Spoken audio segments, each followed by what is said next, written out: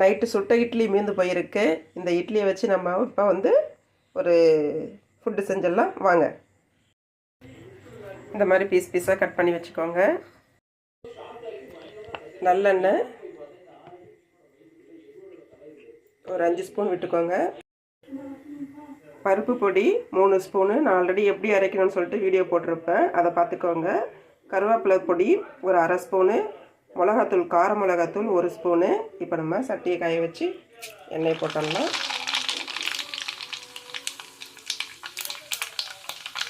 கடுகு போட்டோம்னா கடுகு பொரிஞ்சு முடிஞ்சதும் ஃபுல் சிம் பண்ணிவிடுங்க. அளந்து வச்சுருக்கிற பொடிங்களை போட்டோம்னா அதில் தட்டி வச்சுருக்கிற ஒரு 4 பூண்டு பல்ல போட்டுருங்க. அதில்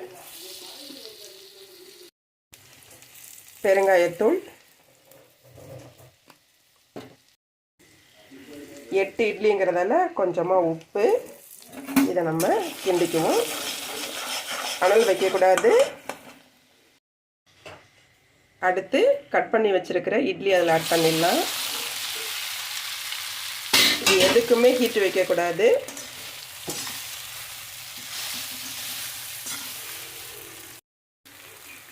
அவ்வளோதான், பொடி இட்லி ரெடி ஆயிடுச்சு. ஒரு சின்ன சிம்பிளான ஒர்க்கு, ஆனால் டேஸ்டியான இட்லி இது. உங்கள் வீட்டில் இட்லி மீந்ததுன்னா இந்த மாதிரி செஞ்சு சாப்பிட்டு பாருங்கள், சூப்பராக இருக்கும். என்னுடைய சேனல் பார்த்ததுக்கு ரொம்ப ரொம்ப நன்றி.